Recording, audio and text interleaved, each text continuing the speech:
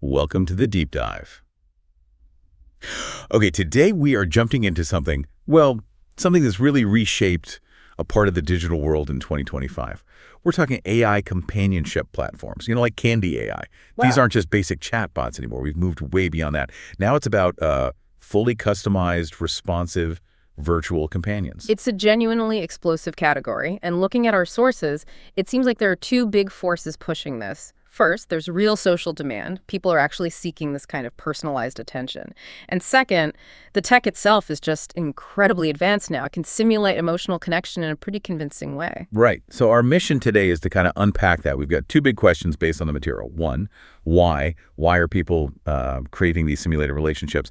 And two, how are entrepreneurs actually capitalizing on this, turning that emotional demand into, a serious revenue stream using things like clone scripts? Exactly. AI isn't just a tool for business efficiency anymore. We're seeing it redefine how people connect or simulate connection. It offers that deep personalization, but maybe without the complexities of real-world emotional stuff. Let's get into what's really driving the popularity here. Okay, let's start with why it's so popular. Yeah. The sources we looked at are pretty direct about this. They link the boom pretty strongly to what they call the growing loneliness epidemic. That combined with, let's be frank, a high demand for personalized NSFW chat experiences. And that's where the sophistication of these new platforms comes in. It's a key point in the sources. They argue these are engineered specifically to not be like those older, maybe kind of sketchy chatbots. The claim is that something like Candy AI isn't necessarily creating those clingy parasocial relationships you might expect. Wait, okay, but how does that work? If loneliness is a driver and the AI is designed to mimic a relationship, isn't there like a built-in risk of dependency? What's the tech doing that supposedly stops that clingy part? Yeah, it's a good question. It seems to be about the underlying architecture. Old bots, very script-based, very rigid. These modern AI companions, they use large language models. They're designed to be genuinely responsive, emotionally adaptive. So the idea is it picks up on your sentiment, adjusts its tone, its language. It feels less like a script, more like a person adapting. Sometimes it even generates traits or responses spontaneously, things you didn't explicitly ask for, making it feel more dynamic. Interesting. So less programming, more like mirroring the user's vibe almost. And the core thing drawing people in, it sounds like, is that deep personalization, giving the user like total control over the fantasy. Total control is the word. Yeah, you can tweak basically everything. Physical appearance, sure. Hair color, body type, anime style, realistic, whatever. But also their whole digital persona, job, hobbies, personality quirks, how they respond to you, the dynamic you want. And it's not just text anymore, is it? The experience sounds much more immersive. Oh, definitely. It goes way beyond a chat window. We're talking continuous flowing conversations. Users can send and receive voice messages generated by the AI. That's a big one. They can ask for unique images based on prompts, visualize scenes, and engage in really specific role-play scenarios, spy stuff, manga plots, romance. It's tailored, it's fluid, not stuck to a fixed script. It keeps building. Which brings us nicely to the tech underneath it all. The magic, if you want to call it that, is this emotional intelligence bit. The sources mention precise recall of users' input data. Think of it like, not just remembering the last thing you said. It's more like keeping a detailed, ongoing file on the user. Whoa, okay. So it's not just short-term memory for the current chat. It's building a continuous biography. That's the idea. Yeah, precisely. That precise recall lets it change its tone, its language, even bring up stuff you talked about weeks ago, like, hey, you mentioned that tough day at work last month. How are things now? That kind of thing. That continuity is really crucial for selling the feeling of intimacy. And that continuity, that perceived intimacy, creates value, which leads us to the features people actually pay for, right? So feature number one has got to be those unique, personalized AI characters, getting the specific traits you want. Yep, that's foundational. Feature number two. Well, we have to talk about the NSFW mode. The sources are very clear. This is a primary driver of engagement and spending for a lot of users. And it's not just generic stuff. The claim is that the explicit chat reflects your input, your emotional cues. It's adaptive, personal. Okay. Then feature three, the immersion factor you mentioned, audio and images. That feels like a big step up. Huge step up. Receiving voice notes or asking for custom visuals on the fly. That dramatically increases how long people stick around, how loyal they feel compared to just text apps. It's a game changer for engagement. Makes sense. And feature four. That's the really fluid roleplay and storytelling. Because it's not scripted, because it adapts, users get drawn into these ongoing narratives. The more compelling that fantasy feels, the more time they spend. Which, naturally leads us to the money side of things, right? That's the pivot. From the business angle, all this cool tech, these immersive features, they're really just tools to power what the sources call a feature-rich platform with serious revenue generation potential. It's all about recurring income and finding ways to upsell. So this monetization blueprint, Mhm. what does it actually look like on the ground for platforms like Candy AI? What are the sources saying? Okay, it seems to break down into four main pillars. They kind of overlap, designed to catch users at different levels of engagement. Pillar one is the base, subscription models, your classic monthly and yearly plans. These usually unlock the core stuff, unlimited texting, maybe full access to basic images, and sometimes exclusive features like those AI voice chats. It sounds like the real money might be in Pillar 2, in-app purchases, or IAPs. That's where you monetize friction points. Absolutely. That seems key.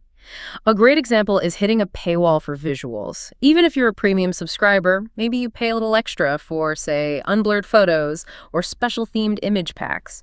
Those little microtransactions turn engagement directly into revenue, right then and there. Okay, Pillar 3. The token system. This adds another layer of flexibility. Users buy internal credits or tokens, and they can exchange these for specific things, maybe unlocking a particularly complex roleplay option or requesting extra voice messages. Think of it like buying arcade tokens for specific games. It captures spending from really engaged users, but also maybe from casual users who just want one or two high-value things. And the last one, Pillar 4. That would be contextual ads and promotions. If the platform understands what you're doing, what you like, it can potentially show relevant ads, maybe for related services or products, without being too disruptive to the main experience. So you combine those four subs, IAPs, tokens, ads, and you've got a pretty robust business model, all driven by the AI engine. And that model is so effective, so scalable, it's actually spawned this whole related market, the clone script approach. We touched on this, but let's define it. What is a Candy AI clone script? Basically, it's like buying a ready-made software package, right? A white label blueprint. It gives you the core functionality, the AI, the payment systems, the user interface, without having to build it all yourself from zero. Exactly. And for anyone looking to get into this space, an entrepreneur or a small studio, that's a massive strategic advantage. Building this kind of platform from scratch, you could be looking at, I don't know, $15,000 plus easily. And months, maybe even a year of development. A clone script gets you a fully featured platform almost immediately. Your time to market shrinks from months down to potentially just weeks. And here's where the economics get really interesting, I think. The big appeal is this super low operational cost, isn't it? Unlike, say, running a streaming site or a traditional content business, you don't need to hire models or actors or writers. That's the core of it. The AI does the heavy lifting. It generates the content, it handles the user interaction. So yeah, zero HR costs for performers. And crucially, no need to share revenue with human creators. The source material points to Scrile AI as one example of these turnkey solutions.